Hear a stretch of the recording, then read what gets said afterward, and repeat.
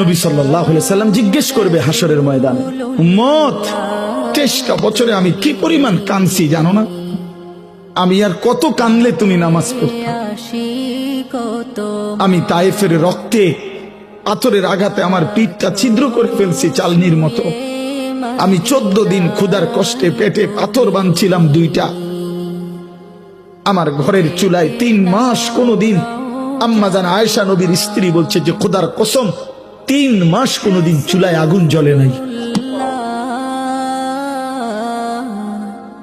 দান দান শহীদ করে রক্তে জর্জরিত হলাম, কোনদিন ঠিক মতো খাইলাম না, সারা রাত উম্মতের জন্য কাঁদলাম।